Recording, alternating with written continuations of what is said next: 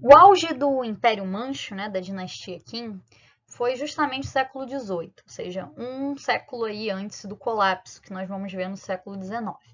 Sobre o século XVIII, tem uma série de questões muito importantes para a gente observar. Primeiramente, destaca-se como sendo uma época especialmente próspera, né? A gente pode falar como uma era de ouro, né, desse Império Chinês. Foi uma época marcada por uma expansão comercial muito significativa, com várias novas redes e articulações comerciais, um crescimento populacional muito grande também, uma expansão em termos territoriais também muito grande, com uma expansão militar, né, que aumentou o território chinês. Isso tudo fez com que a China, na época, além de ter sozinha um quarto da população mundial, ou seja, 25%, né, da população mundial, uma em cada 4 pessoas do mundo aí no século XVIII era chinesa, né, então a gente percebe isso. Era também a região em que concentrava a maior parte das riquezas do mundo, né, então estavam aí concentradas na China. As pessoas mais ricas estavam também aí habitando e posicionadas aí na China. Então, eu acho que isso é um ponto muito importante para a gente observar, especialmente nós que temos sempre essa visão muito centrada na Europa. A gente acha que sempre o centro do mundo é a Europa, né? Então, a gente pensa em século XVIII, a gente já pensa, seja a Inglaterra, né, como principal é a Grã-Bretanha, e isso só acontece a partir do século XIX, tá? Então, até esse momento, não é essa a realidade, né? Essa Europa que se expande de maneira muito intensiva e total no século XIX, ainda não havia se expandido, não ao ponto de ultrapassar a China no século XVIII, né? Então isso é muito importante a gente observar, e é um consenso entre todos esses historiadores que organizaram o curso, né? Então todos eles que organizaram esse curso fazem esse tipo de observação, certo? Então eles percebem, né, eu até menciono aí no último parágrafo desse slide, eles falam o seguinte, que mesmo no início do século XIX, a dinastia Qin ainda governava sobre aquele que era o maior império do planeta, né, a maior economia do mundo, ao menos até a década de 1820, e que era da forma como havia sido nos séculos anteriores, né, eles mencionam, tanto foi assim em 1600, em 1200, né, o Império Chinês era a maior economia, o maior império do planeta nesse período também. Só vai ruir efetivamente no século XIX, como a gente vai ver, e é o objetivo justamente desse curso. Então, todos os professores que organizaram esse curso, eles mencionam que o século XIX ele foi uma exceção, né, em termos assim de considerando a longa história chinesa, ele foi uma exceção, né? Então a decadência, a crise que a gente vai ver manifesta no século XIX, especialmente a partir desse contato com o Ocidente, ela é uma exceção à longa história aí da China, certo?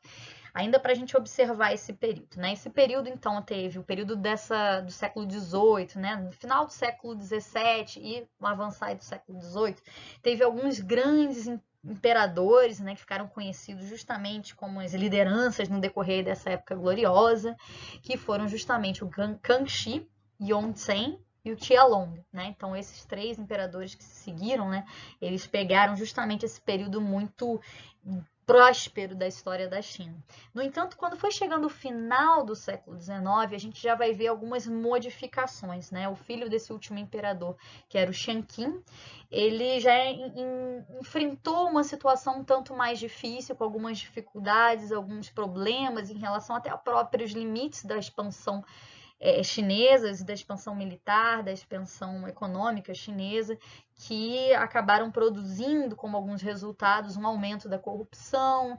Isso gerou uma certa instabilidade política que contribuiu para que o país, né, para que a região, aí que o império, né, não ficasse tão bem preparado, ou melhor, ficasse na verdade meio que desarmado mesmo para as transformações em curso no restante do mundo e que vão ter aí seus efeitos no século seguinte.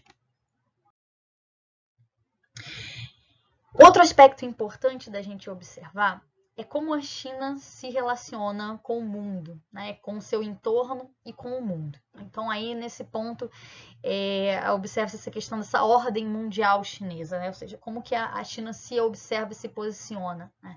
Então, um aspecto interessante que a gente vai observar é que ela é, de fato, porto, uma espécie de epicentro político e cultural dessa região. E durante muito tempo, a China, inclusive, tem essa noção de centro do mundo, né? Uma das associações, né, que se refere ao Império Chinês é como o Império do Meio, né? Justamente no meio do mundo. Então, essa ideia de que ela é o epicentro do mundo estava colocada durante muito tempo, né? Então, a China via o mundo como seu mundo, né? E era presidida justamente pela liderança, seu Tianzi, né? Essa ideia do mundo como Tianxia, ou Tianxia, acho que pronuncia assim, aproximadamente, né? Certamente não vou saber pronunciar, infelizmente não domino o mandarim, espero quem sabe um dia, desculpem, e que era presidida por seu, né, um grande imperador Tianzi. Mas conforme, né, a China vai percebendo esse mundo que se amplia também, né, esse mundo aí que vai cada vez mais aparecendo outros personagens, né, esse ocidente que vai pouco a pouco aparecendo e que, logicamente, eles não estão ali alienados da existência desses outros países, da circulação que eles fazem, especialmente a nível comercial no continente asiático, ainda assim a China não mantém uma visão assim de que a Tianxia, né, não é mais o mundo inteiro, mas o mundo que importava, né, basicamente o Império Chinês. Né? Então esse é o mundo que importava e havia aqueles países ali ao redor que tinham na civilização chinesa um modelo. Né? Então eram influenciados tanto pela escrita, não à toa que os ideogramas chineses, né, eles são base dos ideogramas de outras regiões aí, como eles mencionam, né, a Coreia, o Vietnã, o Japão, que é bem próximo, né, os Ryukyus. Então, eles tinham essa referência, uma referência em termos de ordenamento social também, as próprias, os conceitos de governança, né, ou seja, as formas de governar, as formas de pensar a política, tudo isso vem dessa Tianxia, né, desse mundo chinês, que durante um tempo era meio que a ideia de que era o mundo. Né? Bem, agora só um momentozinho para a gente observar o mapa, para a gente ter um pouco a noção de que mundo é esse que a gente está se referindo. Né? Então, a gente vai ver aí algumas regiões importantes e até para entender um pouco como é que se deu a expansão Manchu. Né? Na parte aí do norte, vocês veem a região original, onde era a Manchúria, que é essa parte em rosa tracejada, certo? E a gente vai vendo as várias expansões aí territoriais no decorrer do tempo. Né? Então, o mapa não está muito claro, né, quais os períodos, né, mas vai mostrando alguns eventos muito importantes, mas o legal é a gente ver mais ou menos o traçado e percebermos um pouco essa presença dos chamados estados tributários, que é esse que está em laranja, mais ou menos. Né? Essas regiões eram regiões que estavam culturalmente vinculadas à China e muitas das vezes também eram regiões que deviam tributos ao imperador chinês, né? Que se submetiam à China, tanto em termos, né, de terem na China uma referência cultural, mas também eles pagavam, né? Pagavam e deviam lealdade ao Império Chinês, ao Império do Meio. Sobre essa visão de mundo dos chineses ainda, né, no avançado do século XVIII, no século XIX, é importante a gente observar um pouco como que ela era estruturada, como que a China entendia o restante do mundo. Os autores eles apontam que haveria basicamente 3 grandes zonas no mundo, 3 grandes áreas que a China se relaciona. Então, primeiro, aquela área que era essa que mais interessava eles, né? Talvez, basicamente, aqui tinha 2 aí que eu diria que interessariam por motivos diferentes. A primeira, a zona cínica, né? Cínica aí se referindo exatamente à questão do chinês, né? Da proximidade cultural com a China, né? Quando vocês veem tudo relacionado a sino não sei o quê, sino referente, né, justamente à China. Então, essa seria justamente essa zona cultural chinesa que incluía essas sociedades que tinham várias semelhanças com relação aos Qin, né, a dinastia Qin. Então, a Coreia, o Vietnã, os Ryukyus e, em algum nível, o Japão. O Japão depende, né, em diferentes momentos a gente vai ver o Japão sendo entendido como parte dessa zona cínica, em outras não, especialmente em momentos de conflito, não vai ser mais visto como parte dessa zona cínica. Outra zona é a zona da área da Ásia interior, né? Então, seria principalmente os povos nômades e seminômades, tanto ao norte aí da China, como para a parte mais ao oeste da China. Eles não são entendidos como parte dessa cultura chinesa, mas eles estariam relacionados, estariam dentro desse poder da China. Essa era uma área também alvo de algumas preocupações, especialmente uma área em que se concentrava, né, nos entornos, nas fronteiras, um maior número de tropas, justamente para evitar invasões, que estavam muito relacionadas, né, à preocupação em relação às invasões, como invasões tais como ocorreram na época dos mongóis, né? Então, essa era uma área assim de cautela. E outra seria, né, por fim aí, a zona interior, desculpem, gente, a zona exterior, né, que seria justamente esses estados que não teriam uma relação muito direta, não teriam uma referência na cultura e na civilização chinesa, e que aí, em alguns momentos, eles incluíam o Japão, como eu falei, dependendo de como as relações aí se aproximavam, se distanciavam, e alguns estados, né, mais afastados do sudoeste asiático, e em tese a própria Europa, que é esse mundo ainda bastante distante, né?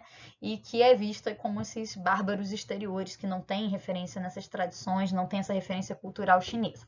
E o que eles queriam basicamente de cada região, né, do mundo? Então, basicamente, da zona cínica, eles esperavam respeito, né? Um respeito ao Império Chinês. Da zona da área interior, como eu falei, a paz, né? Então, é justamente uma região em que eles queriam evitar conflitos. E essa zona exterior, ela era um pouco mais complicada, certo?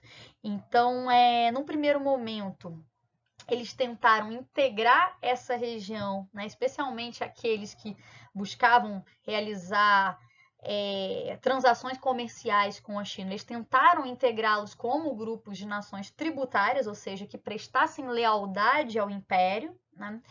E, no entanto, isso não se deu de uma maneira muito adequada, especialmente em relação às nações europeias, que não aceitavam esse tipo de relação, né? Eles não se viam como tributários, eles não queriam se colocar nessa posição de submissão em relação ao Império Chinês para realizar essas transações comerciais. Eles se negavam, basicamente, a exercer esse tipo de papel. Né? Como eu vou falar mais adiante, como era, inclusive, havia todo um ritual, inclusive, de prestação de honras e de prestação de tributos ao Império Chinês, para que a partir daí se pudessem realizar relações diplomáticas, eventuais trocas comerciais diretamente com o governo, né, com o Império Chinês, e isso era visto, por um lado, né, para os ocidentais como inaceitável, e para os Qin era também inaceitável realizar relações diplomáticas sem que antes eles passassem por essa prestação de honras, essa prestação de tributos, nesse pagamento,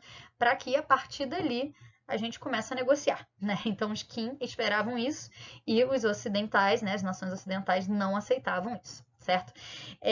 Então, basicamente, a forma como o Império Qin vai lidar com isso vai ser, então, escapar um pouco das relações diplomáticas, criando áreas, né, regiões aí, em que nessas regiões apartadas, alguns comerciantes, né, selecionados pelo Império poderiam fazer relação diretamente com essas nações do mundo ocidental, né, sem que isso passasse por negociações diplomáticas, sem que isso exigisse que esses países, né, se submetessem a essas relações hierárquicas e de prestação de tributos. Mas também eles não tinham a possibilidade de fazer uma negociação diretamente com o Império Chinês.